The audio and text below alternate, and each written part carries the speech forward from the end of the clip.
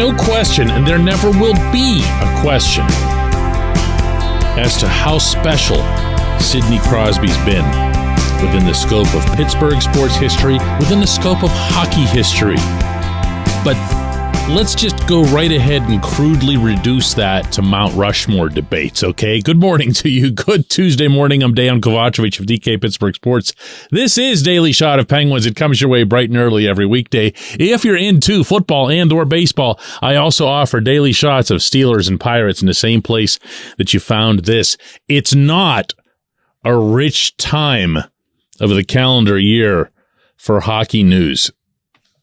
So when I saw the NHL's public relations official account on social media put forth a graphic to remind everyone that if Sid produces 90 points in the coming season, he'll have moved into the league's all-time top 10 scorers. No real news there. If Sid does it this season, great. If he doesn't, he's going to do it eventually. He's going to move into the top 10. He's going to move into the top whatever. He's got a lot of hockey left in him, and he's got a lot of fire in him. And obviously, as we just saw this past season, he's still got a whole lot of Sid-level skill left in him. But where will he end up? That's what I went to, because I was like, yeah, of course, yeah, top 10, no kidding. Where will he end up? And the framework for this sort of thing almost invariably either disintegrates or evolves, based on your point of view, into a Mount Rushmore thing. Now, I've always done one, and I've kept it. Well, no, that's not true. I've done one for sports, and I've done one for the city as a whole. And I've given you the city one as a whole without getting into all the who, what, and why of this, because we can discuss it some other time, some other place. I've had Fred Rogers, Andrew Carnegie, Jonas Salk, and Chuck Knoll as the four giants of the city. And there's a little bit of everything mixed in there. Entertainment icon, steel magnate, revolutionary vaccine creator, and of course, sports represented through Mr. Knoll. But from the pure athletes standpoint, this gets a little bit nebulous, and you're about to hear why.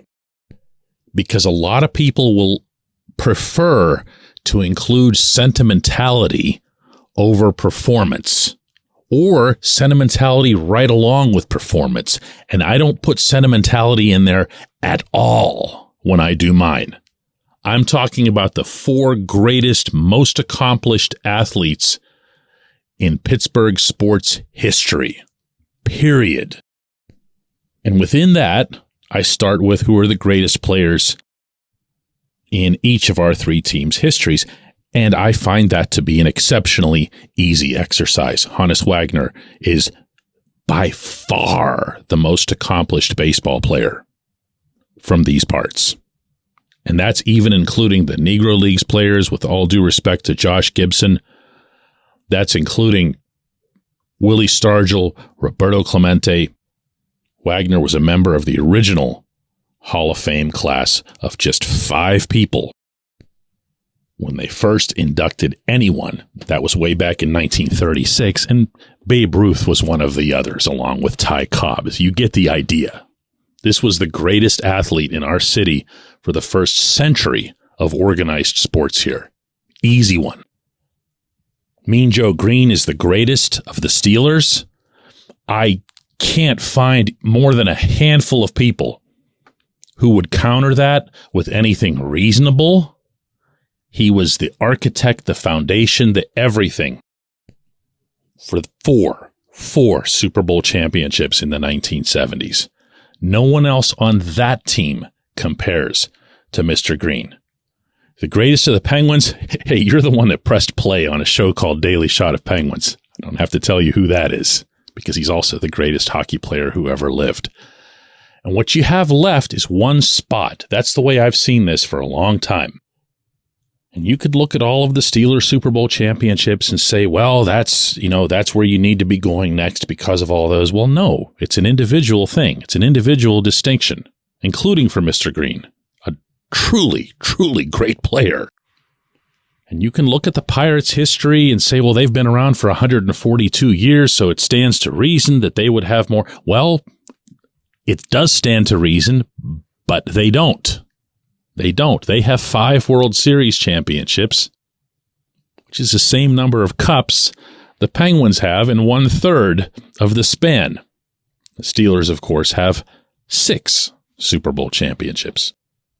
So what ends up winning the day for most people in most of these arguments is sentimentality. You can't picture a Pittsburgh Sports Mount Rushmore without Clemente on it. The heroic nature of his death, the pioneering nature of his life in baseball. 1966 National League MVP, a World Series champion in 1960 and 1971, World Series MVP at age 38 in the latter. 3,000 hits. The list is very long, and yet, my goodness, there's no good way to say this, okay? With eminent respect, I put forth that Sidney Patrick Crosby has had a markedly better career as a hockey player. All his MVPs, all of his championships, 3 of them, all of his Conn Smythe trophies, you can even throw in, although it's not a Pittsburgh thing, the 2 Olympic gold medals with Canada. That makes him one of the most decorated Olympians in our city's history, since, he was living here when he did those things. And with all that, plus the fact that he's not done yet, he bumps Clemente off my Mount Rushmore, which sounds awful, I know, but pay attention to the criteria as presented. Because if you're going to change the criteria for your own, go nuts, but be clear to point that out. Mine is purely based on athletic performance. Now, the other argument that comes in, how can you have 2 hockey guys on there? Or when people will come at me personally and say, well, you're just a hockey guy, even though I've covered all 3 teams and all 3 sports fairly. A lot of people around here still like to think that just because you know something about hockey, it must mean you're a hockey person first. Well, even if I am, answer me this. Do the Steelers have 2 of the top handful of players all time in NFL history? Do they? No, they don't. Do the Pirates have 2 of the handful of the best players in Major League Baseball history? No, they don't. Do the Penguins have that? Yes, they do. Undeniably. When we come back, J1Q.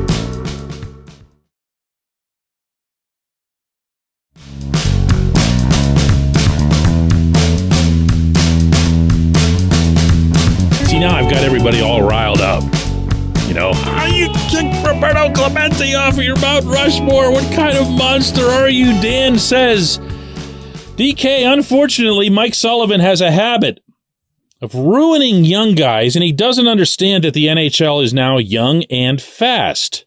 Sully's living off 2 cups and is never held accountable, right? Well, accountability for a head coach only means one thing. It doesn't mean people like me writing columns criticizing him. It doesn't mean anyone, media fans, alumni, people who are just around the Penguins in their little world. It doesn't mean them criticizing him either. There's no accountability other than losing your job when you're an NHL head coach. And as we see around the league only all the time, this is a regular occurrence. There's no major professional sports league that runs through its coaches the way this one does. Sullivan is the great outlier in having been around as long as he has. Going back, of course, to the fall of 2015. He is a very, very good coach, and he did do a great job in winning those 2 championships, and he's shown other strengths since then as well.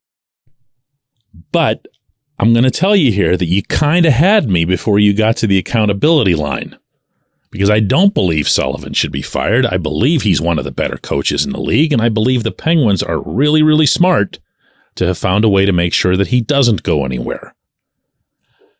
Accountability as it comes to playing kids is different.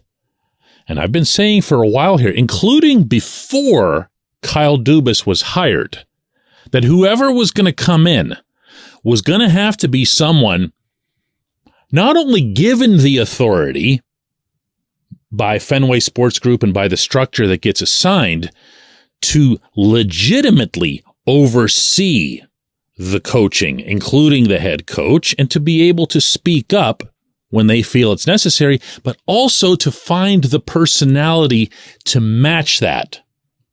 And I'm not going to pretend to know what Dubas is like in that regard, and I'm definitely not going to look back on his time in Toronto where he had people under him who, realistically, Sheldon Keefe is the coach of the Maple Leafs, and he's done absolutely nothing, just like every other Toronto coach over the last half century in the playoffs.